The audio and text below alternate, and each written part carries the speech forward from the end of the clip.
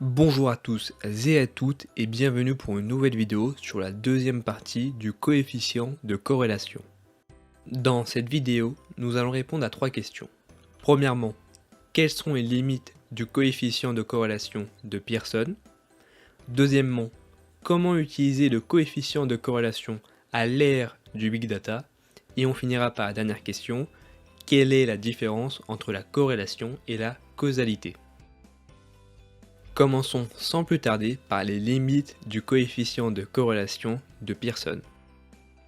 Pour rappel, le coefficient de corrélation de Pearson mesure la force de la relation linéaire entre deux variables quantitatives. Et comme pour chaque mesure en statistique, le coefficient de corrélation de Pearson a aussi ses propres limites. Tout d'abord, il ne faut pas limiter une variable. Alors que cela signifie limiter une variable? Si on reprend l'exemple précédent avec la relation entre la taille et le poids, nous avions eu un coefficient de corrélation égal à 0,58. Maintenant, si on décide de visualiser la relation entre la taille et le poids, mais seulement pour les personnes qui font plus d'1,85 m, nous avons limité la variable taille. Nous avons restreint l'intervalle de la variable taille. En faisant ceci, nous avons un coefficient de corrélation égal à 0,08, ce qui est tout à fait normal car maintenant les personnes ont les mêmes caractéristiques, il y a donc moins de variabilité et notre coefficient de corrélation est donc plus faible. Pour éviter ce problème, il nous faut un échantillon qui soit représentatif. Pour qu'un échantillon soit représentatif, il nous faut suffisamment de données de notre échantillon. De préférence, nos données doivent être de type quantitatives car elles sont plus précises, et il faut aussi qu'il y ait suffisamment de variabilité dans notre échantillon. Si on compare ce nuage de points avec le nuage de points où on n'a pas limité la variable taille, on a un coefficient de corrélation qui est beaucoup plus élevé, ce qui est tout à fait normal car il y a plus de variabilité dans ce nuage de points. Il faut bien comprendre qu'une variable varie en fonction d'une autre variable. Si les deux variables varient beaucoup, il y a de grandes chances que les deux variables soient corrélées. En revanche, si on restreint une variable, il y aura forcément moins de variabilité et par conséquent un coefficient de corrélation plus faible. D'où l'importance de ne pas limiter une variable car cela risquerait de donner des informations imprécises ou fausses. La deuxième limite est qu'il faut éviter d'utiliser les corrélations écologiques. Alors qu'est-ce que les corrélations écologiques? Les corrélations écologiques ou encore les études écologiques sont simplement les corrélations qui se basent sur une population via des taux ou des moyennes. Par exemple, si on mesure la corrélation entre la taille et le poids en Europe, mais au lieu de prendre des individus, nous prenons la moyenne de chaque pays. En faisant ceci, nous avons des coefficients de corrélation qui peuvent être trompeurs, c'est-à-dire le coefficient peut être trop élevé, que ce soit positivement ou négativement. Pour mieux comprendre ce concept, nous allons prendre un exemple. Voici la relation entre le salaire et le nombre d'années d'études en France d'un échantillon de 30 personnes. Le coefficient de corrélation est égal à 0,46, c'est-à-dire qu'en moyenne, plus une personne fait des études et plus le salaire augmente, et inversement. Maintenant, au lieu de prendre des individus, nous prenons la moyenne de chaque région. Par exemple, en Île-de-France, le salaire moyen est de 2000 € et le nombre d'années d'études moyen est de 12 ans. En Bretagne, le salaire moyen est de 1600 € et le nombre d'années d'études moyen est de 10 ans. Et nous faisons de même pour chaque région en France. Maintenant que nous avons nos données, nous pouvons voir la relation entre le salaire et le nombre d'années d'études en France. On remarque qu'il y a peu de variabilité dans notre nuage de points, et on remarque aussi que le coefficient de corrélation est égal à 0,81, c'est-à-dire que maintenant il y a une forte corrélation entre le nombre d'années d'études et le salaire. Si on compare ce nuage de points avec le nuage de points qui se base sur les individus, nous remarquons que le coefficient de corrélation est 2 fois supérieur. Cela est dû car le coefficient de corrélation qui se base sur la moyenne des régions ne prend pas en compte la variabilité, car en prenant seulement la moyenne des régions, nous supprimons aussi la variabilité de chaque région. Par exemple, en Île-de-France, tout le monde ne gagne pas 2000 euros. Énormément de valeurs varient autour de cette moyenne, mais étant donné que nous prenons en compte seulement la moyenne, nous supprimons la variabilité au sein de cette région. Et ceci est vrai que ce soit pour les moyennes, mais aussi pour les taux. Tandis que si on calcule le coefficient de corrélation via les individus, nous prenons en compte la variabilité. Donc, si on se base sur le coefficient de corrélation écologique pour estimer le coefficient de corrélation qui se base sur les individus, on aura un coefficient de corrélation beaucoup trop élevé et une fausse information de la relation entre les deux variables. Cette erreur arrive très souvent. Il faut donc toujours privilégier le coefficient de corrélation qui se base sur les individus que plutôt sur une moyenne d'une population. La troisième limite est que le coefficient de corrélation de Pearson mesure seulement les relations linéaires entre deux variables. Une relation linéaire est une relation entre deux variables qui peut être représentée par une droite. Et le coefficient de corrélation de Pearson mesure seulement les relations linéaires, mais pas les relations en général. Voici des exemples de relations linéaires. Avec des relations non linéaires, le coefficient de corrélation de Pearson a tendance à sous-estimer la force de la relation entre les deux variables. Donc, le coefficient de corrélation de Pearson est précis pour mesurer des relations linéaires, mais imprécis pour mesurer des relations non linéaires. Dans le dernier cas, il faudra privilégier d'autres mesures. La dernière limite est que le coefficient de corrélation de Pearson est extrêmement sensible aux valeurs extrêmes. Une valeur extrême est une valeur très éloignée de l'ensemble des données. Et les coefficients de corrélation qui contiennent des valeurs extrêmes peuvent être trompeurs. Ces coefficients ont tendance à affaiblir la corrélation ou à renforcer la corrélation. Voici l'exemple d'une relation linéaire parfaite entre deux variables. On a un coefficient de corrélation égal à 1. Mais maintenant, cette même relation linéaire parfaite mais avec une valeur extrême, le coefficient de corrélation est égal à 0. Il faut donc faire très attention aux valeurs extrêmes. Quand vous avez une valeur extrême, essayez de savoir pourquoi avez-vous une valeur extrême, car cela est peut-être dû à une erreur. Si je mesure la relation entre la taille et le poids et qu'une personne fait 3,20 m, cela est sûrement dû à une erreur, on peut donc supprimer cette valeur.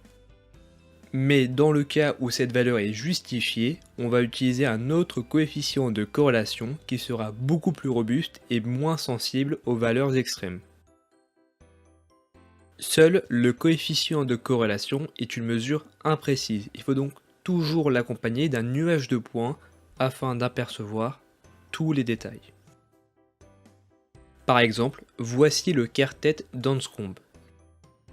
Ce sont 4 ensembles de données qui ont les mêmes propriétés. Ils ont la même moyenne, la même variance, que ce soit pour les x et les y.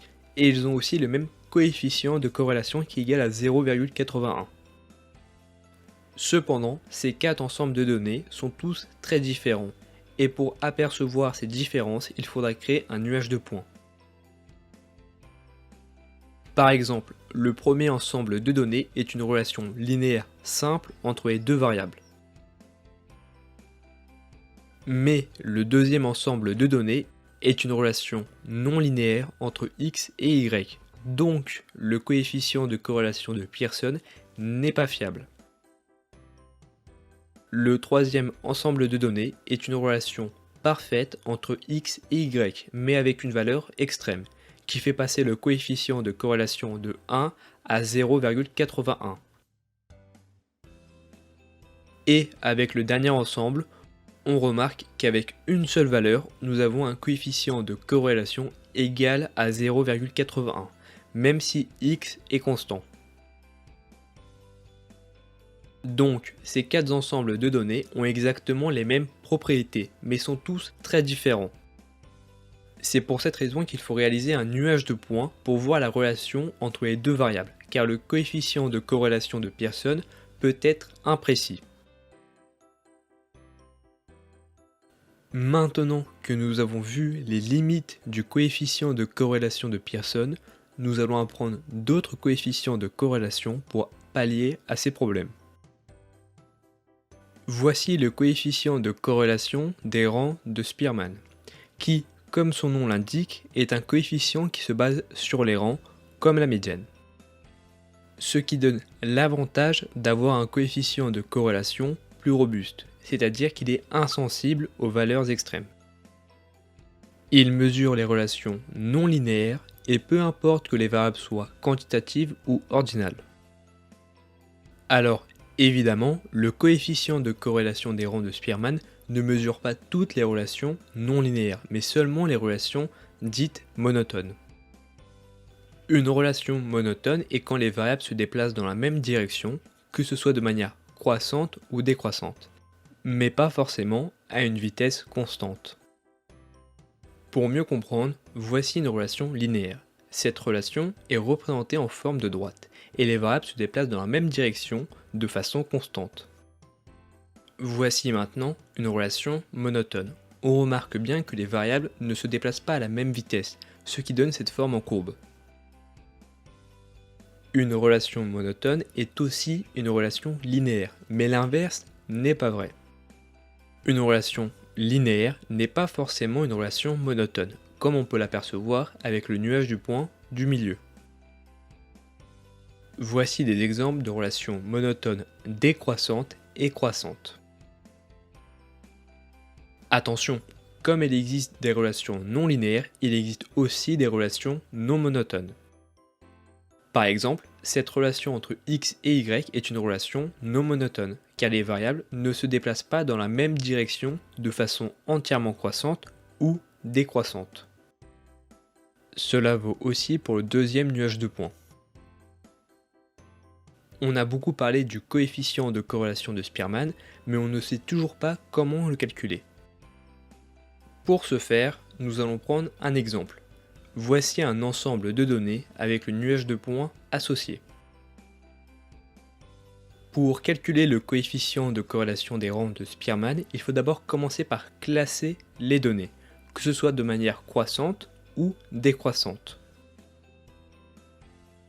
Rx désigne le rang de chaque valeur de x.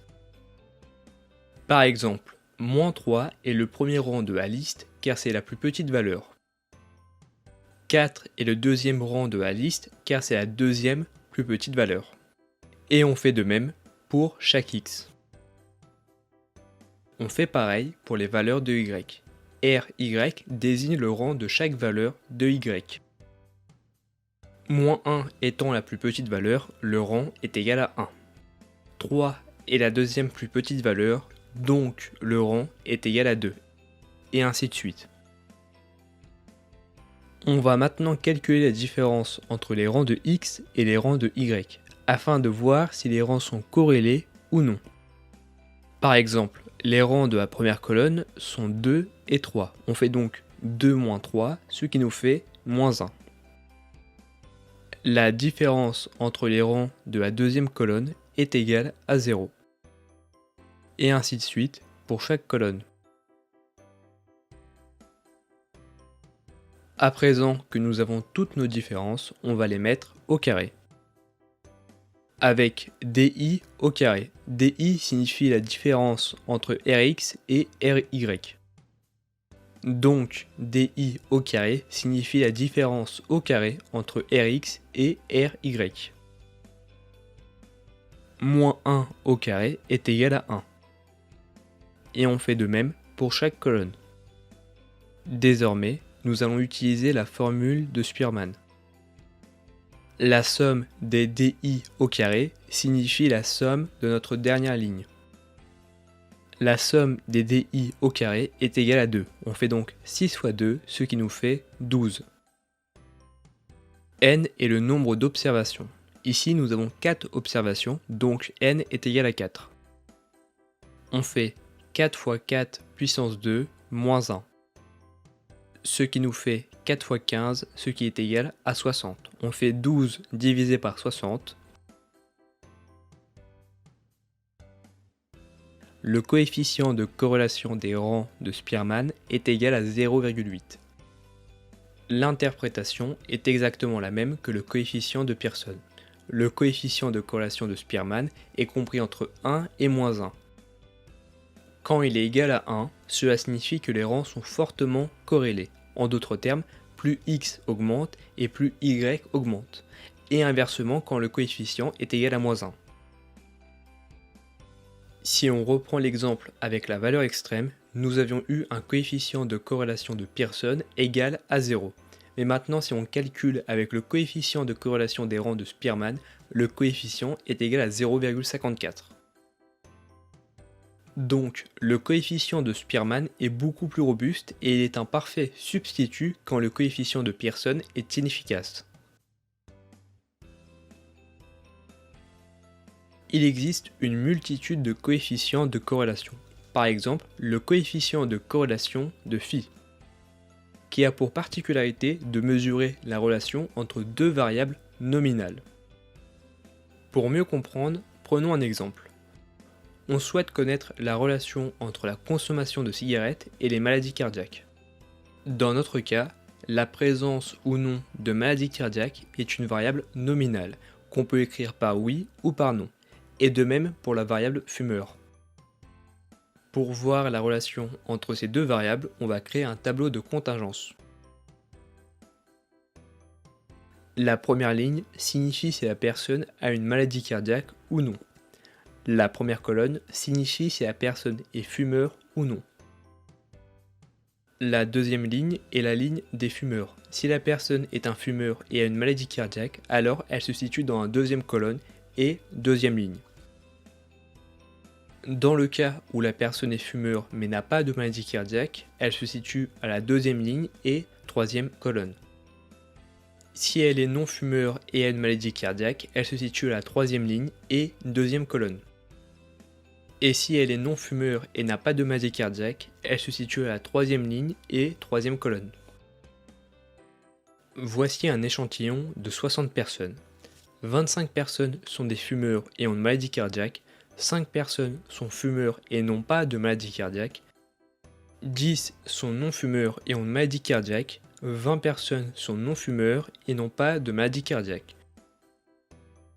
Voici la formule pour calculer le coefficient de corrélation de phi. On fait le produit de la première diagonale, A et D, moins le produit de la deuxième diagonale, B et C. Et on divise par la racine carrée des sommes des colonnes et des lignes afin de standardiser le coefficient de corrélation, pour qu'il soit compris entre moins 1 et 1.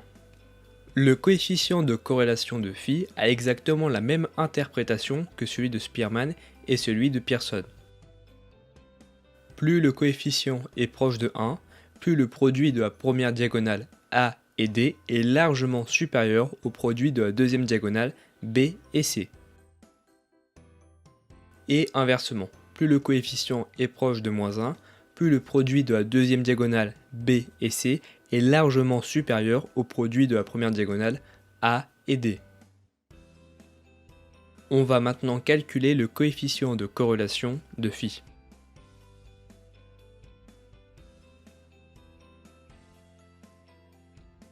On divise 450 par 887, ce qui nous donne environ 0,5.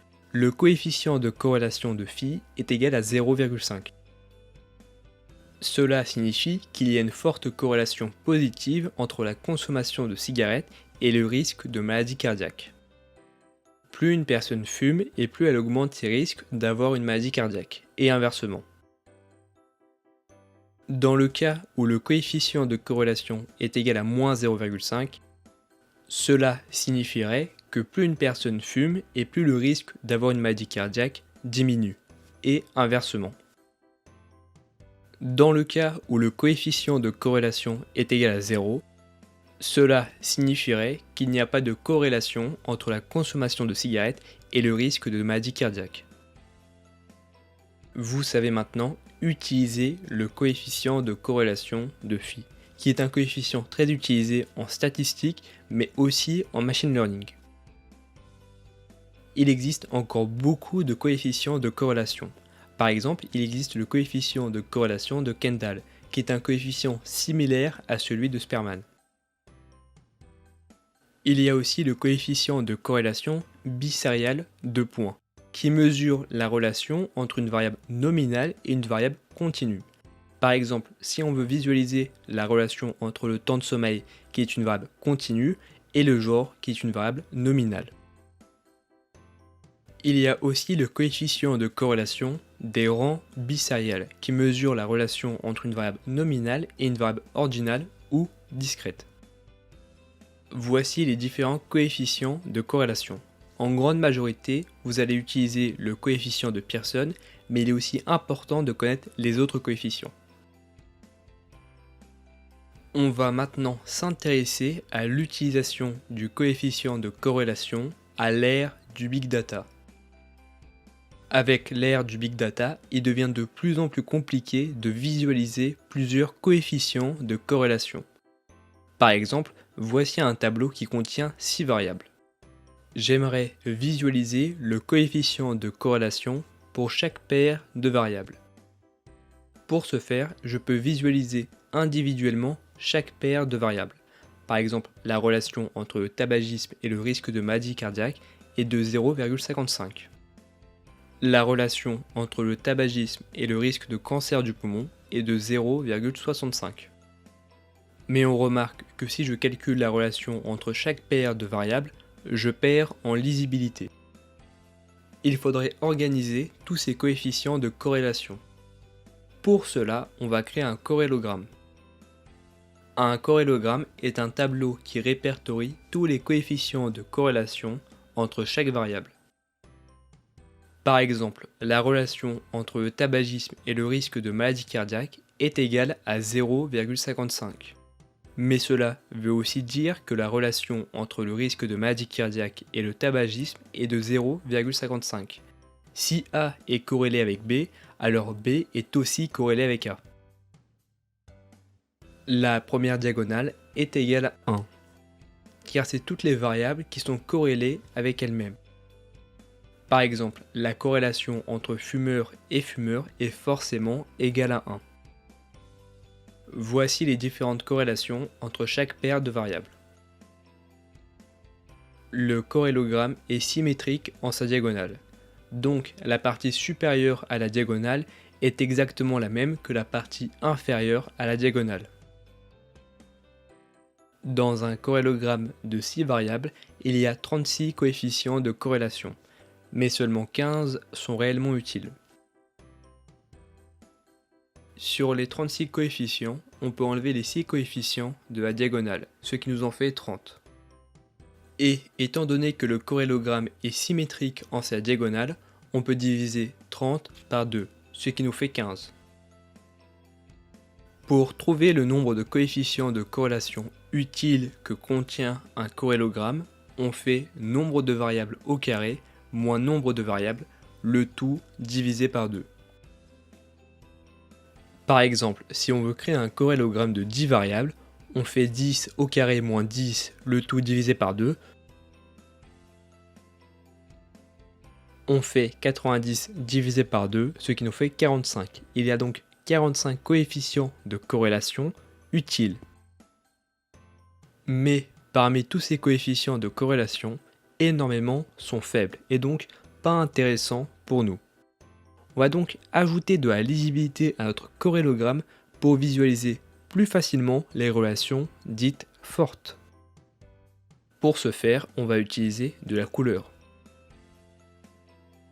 Voici notre corrélogramme avec de la couleur. Plus le coefficient est proche de 1 et plus il est bleu foncé. Par exemple 0,65 et bleu foncé qui montre une relation positive forte.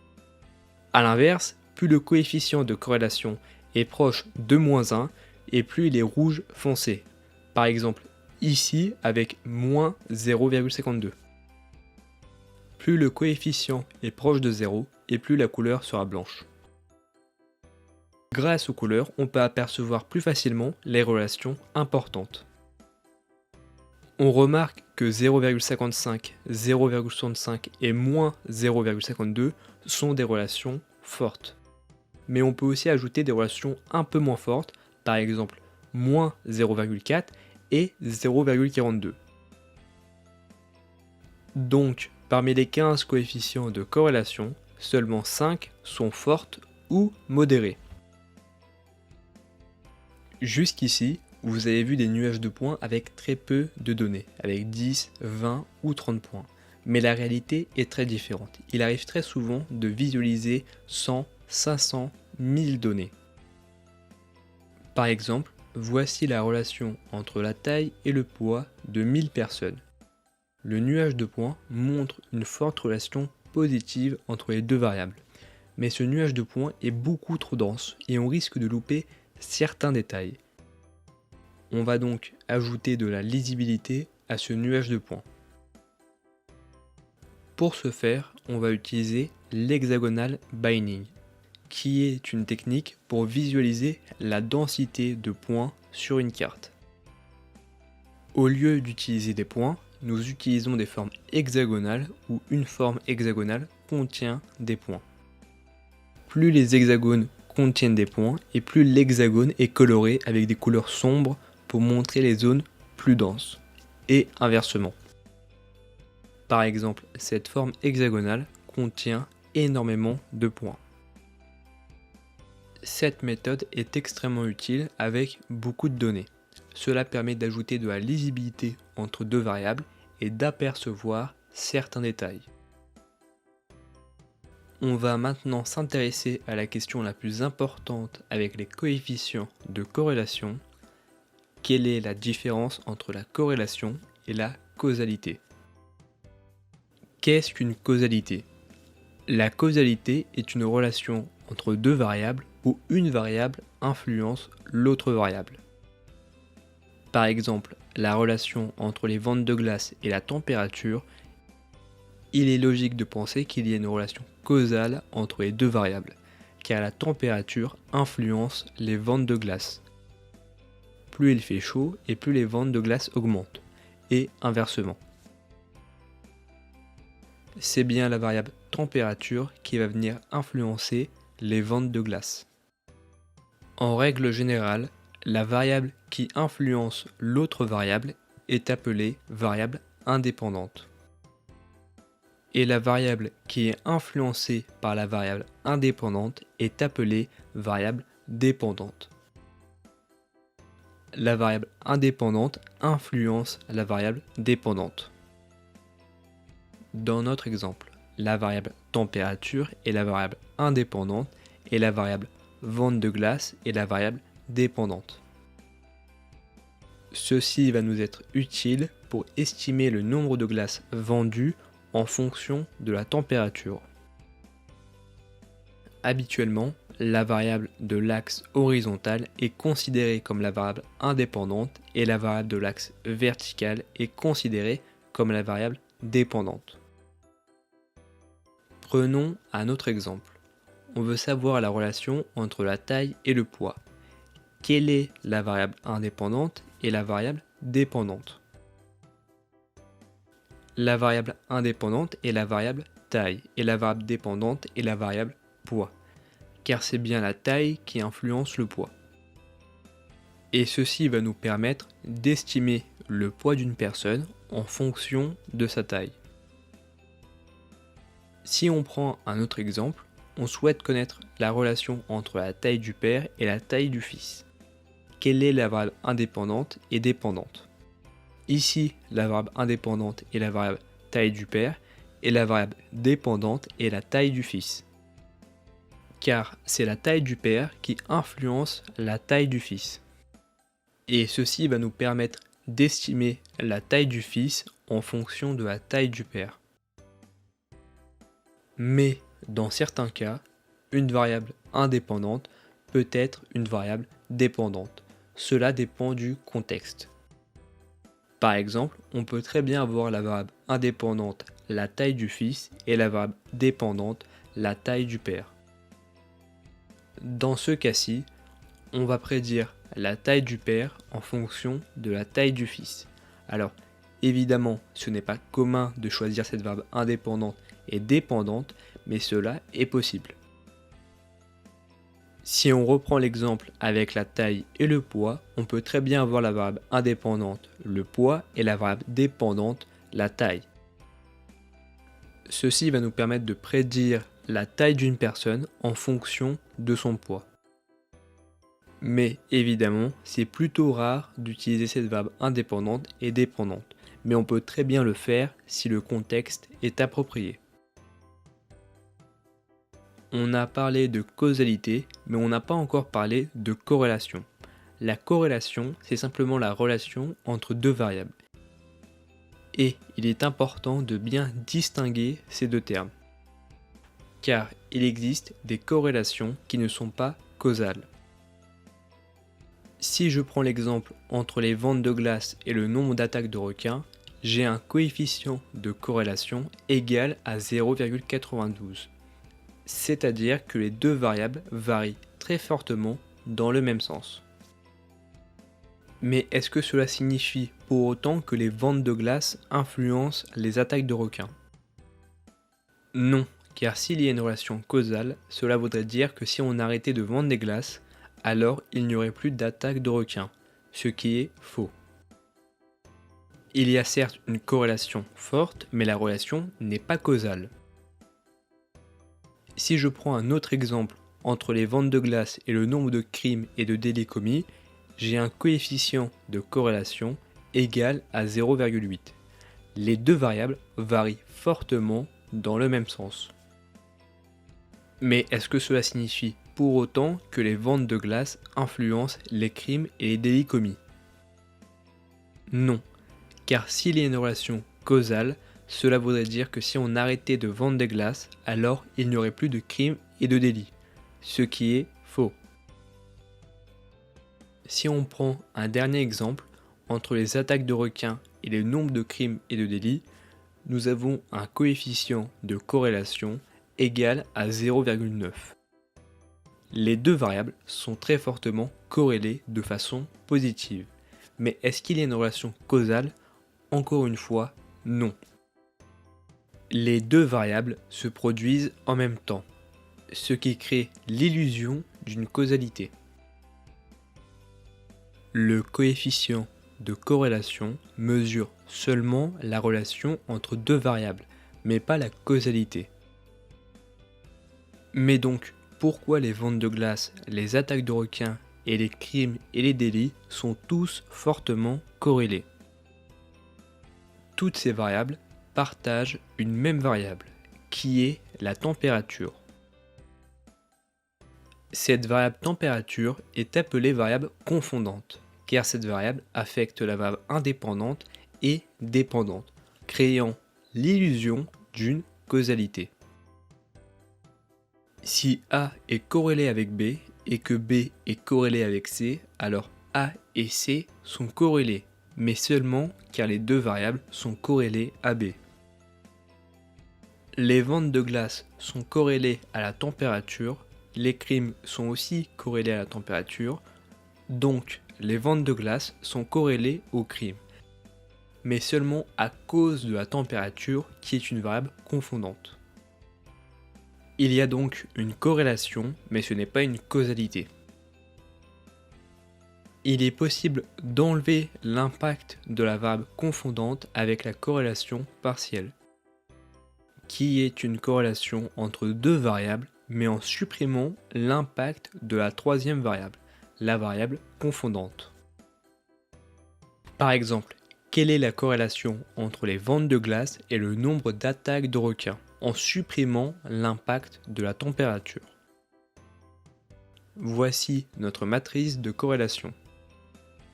En utilisant la formule de la corrélation partielle, la corrélation devient maintenant égale à 0,62. Donc la corrélation est maintenant beaucoup plus faible. Je ne vous donne pas la formule car elle n'est pas très importante. En général, on utilise des logiciels pour la calculer. Le coefficient de corrélation de Pearson est un outil statistique qui mesure la force de la relation linéaire entre deux variables quantitatives. Il possède plusieurs limites, mais pour y remédier, vous pouvez utiliser d'autres coefficients de corrélation. Pour analyser des quantités importantes de données, vous pouvez utiliser le corrélogramme ou encore l'hexagonal binding. Le coefficient de corrélation est un outil extrêmement important en statistique, mais plus particulièrement pour l'analyse de la régression linéaire que nous verrons plus tard. Même si les coefficients de corrélation mesurent la relation entre deux variables, ils ne mesurent pas la causalité. Pour déterminer une relation causale entre deux variables, il faudra réaliser des études supplémentaires que nous verrons par la suite. Passons maintenant aux exercices. Exercice numéro 1. Voici la relation entre le salaire et l'âge. Le coefficient de corrélation est égal à 0,22. Pourquoi le coefficient de corrélation est aussi faible?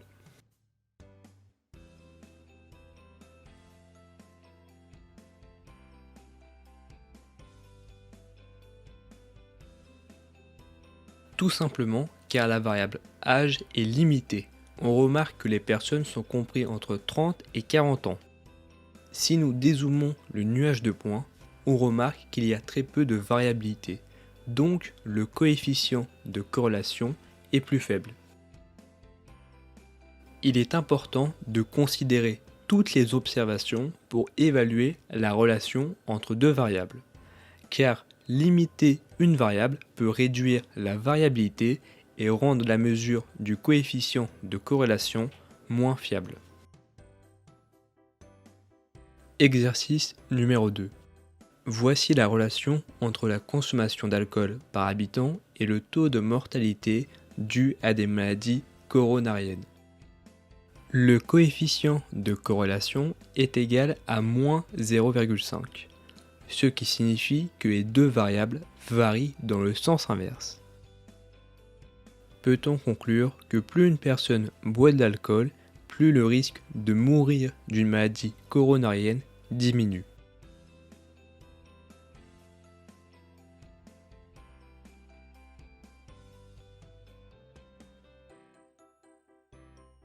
Non, nous ne pouvons pas conclure ceci, car premièrement, il y a certes une corrélation, mais elle n'est pas forcément causale. Deuxièmement, nous avons affaire à une étude écologique qui se base sur la moyenne d'une population. Avec une étude écologique, nous supprimons la variabilité. Il faudra donc faire des études supplémentaires pour savoir si boire de l'alcool réduit le risque de mourir d'une maladie coronarienne. Par exemple, nous pouvons utiliser une étude de cohorte qui est une étude qui suit un groupe de personnes au fil du temps afin d'examiner les effets d'exposition potentiels sur la santé. Pour faire plus simple, on suit 1000 personnes sur plusieurs années afin de connaître le nombre de verres par jour qu'ils boivent et on note le taux de mortalité dû à des maladies coronariennes. On a maintenant un nuage de points croissant, ce qui signifie que plus une personne boit d'alcool, plus le taux de mortalité dû à des maladies coronariennes augmente. Exercice numéro 3.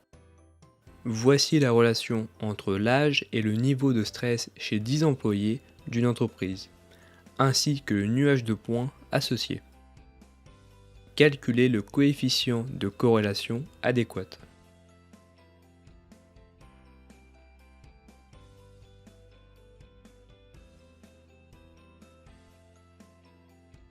Étant donné que la relation est monotone, on utilise le coefficient de corrélation de Spearman.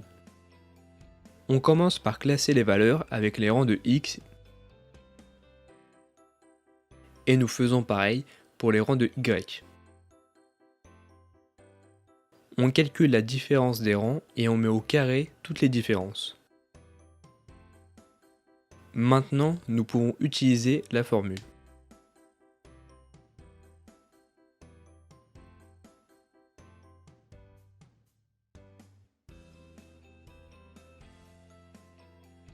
Le coefficient de corrélation de Spearman est égal à 0,84.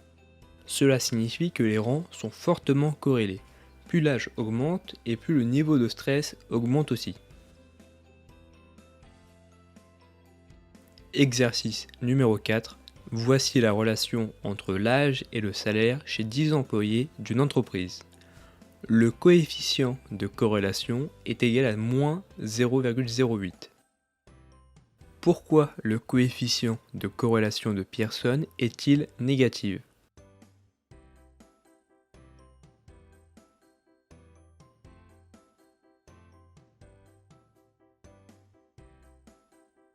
Nous avons une personne dans notre échantillon qui a 200 ans, ce qui est une valeur extrême. Et étant donné que le coefficient de corrélation de Pearson est extrêmement sensible aux valeurs extrêmes, il nous donne un coefficient proche de 0. Nous pouvons supprimer cette valeur car il y a peu de chances qu'une personne ait réellement 200 ans. Si on recalcule le coefficient de corrélation, le coefficient est maintenant égal à 0,53, ce qui est beaucoup plus proche de la réalité. Dans le cas où on ne peut pas supprimer une valeur extrême, on utilisera le coefficient de corrélation de Spearman. Exercice numéro 5. Voici la relation entre le choix de l'alimentation et la présence d'obésité.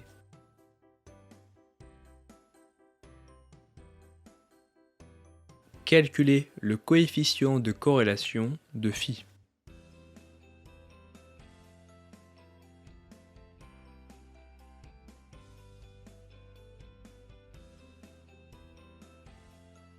Pour ce faire, il faut créer un tableau de contingence.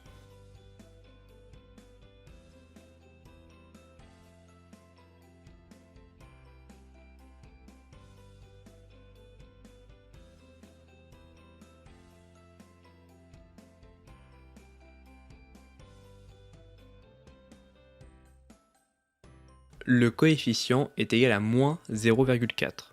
Il y a donc une corrélation négative entre le choix de l'alimentation et la présence d'obésité. Cela signifie que les personnes qui choisissent une alimentation saine sont légèrement plus susceptibles de ne pas être obèses que les personnes qui ne choisissent pas une alimentation saine. Exercice numéro 6. Voici la relation entre le niveau d'éducation et la satisfaction au travail. Calculer le coefficient de corrélation de Spearman.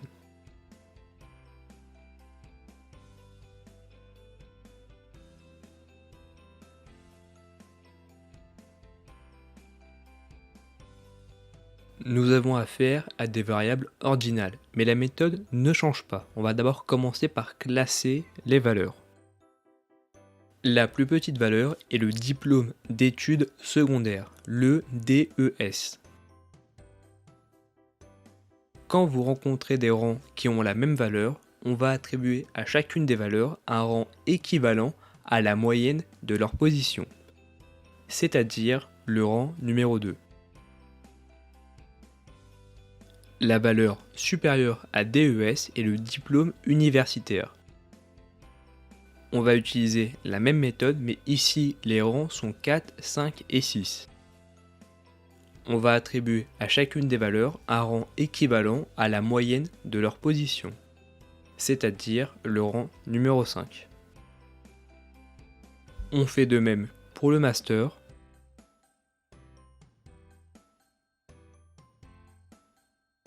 et pour le doctorat. On fait de même pour le niveau de satisfaction,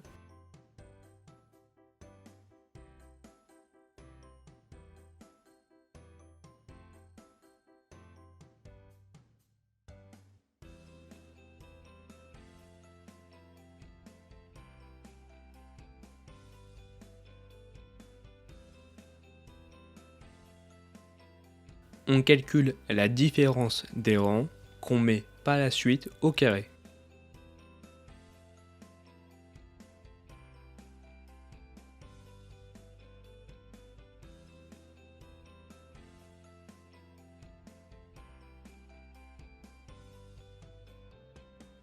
Le coefficient est égal à 0,52. Cela signifie que les rangs sont positivement corrélés. Plus le niveau d'éducation augmente et plus la satisfaction au travail augmente. Exercice numéro 7. Comment faire pour visualiser plusieurs coefficients de corrélation?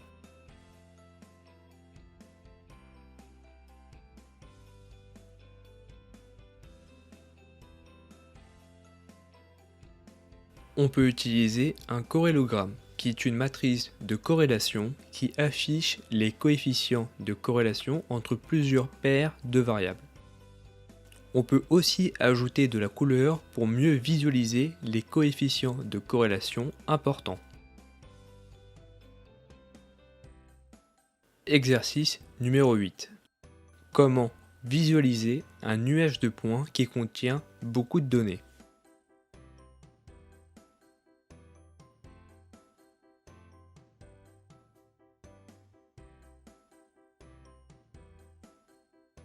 On peut utiliser l'hexagonal binding qui permet de visualiser un grand nombre de données en regroupant les points en hexagones, ce qui nous permet de visualiser la densité des données.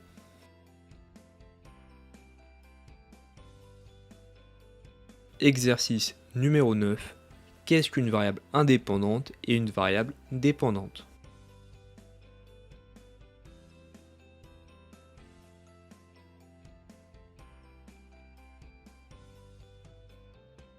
Une variable indépendante peut influencer ou avoir un impact sur une variable dépendante.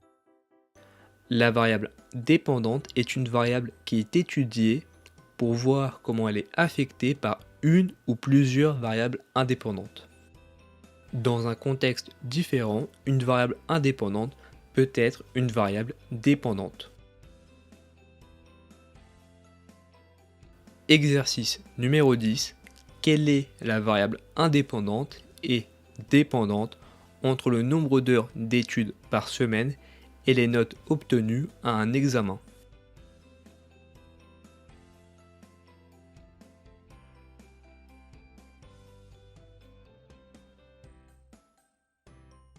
Le nombre d'heures d'études par semaine est la variable indépendante et les notes obtenues à un examen est la variable dépendante. Ce qui va nous permettre de prédire la note d'une personne en fonction de son nombre d'heures d'études par semaine.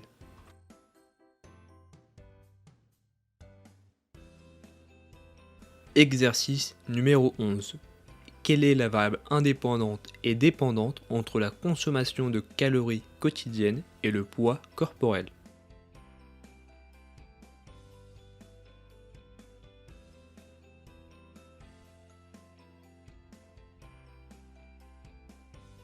La consommation de calories quotidienne est la variable indépendante et le poids corporel est la variable dépendante, ce qui va nous permettre de prédire le poids d'une personne en fonction de sa consommation de calories quotidienne.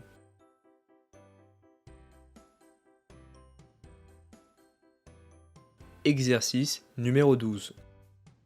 Si on souhaite prédire la consommation de calories quotidienne d'une personne en fonction de son poids, quelle est maintenant la variable indépendante et la variable dépendante?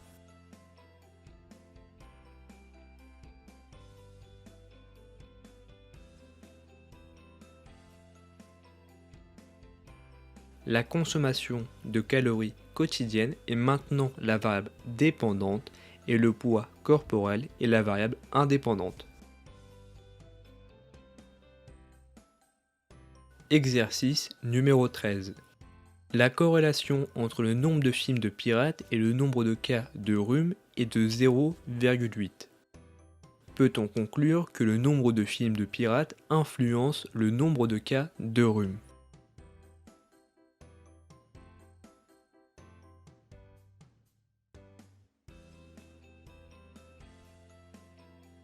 Une corrélation n'est pas une causalité. Cette corrélation est peut-être due à un facteur commun, c'est-à-dire une variable confondante, comme la saison hivernale, qui augmente à la fois la fréquence des films de pirates et les cas de rhume. Pour affirmer qu'une corrélation est une causalité, il faut faire davantage d'investigations pour établir une relation causale entre les deux variables. Si cette vidéo vous a plu, n'hésitez pas à liker, commenter, partager, et moi je vous dis à très vite pour la prochaine vidéo.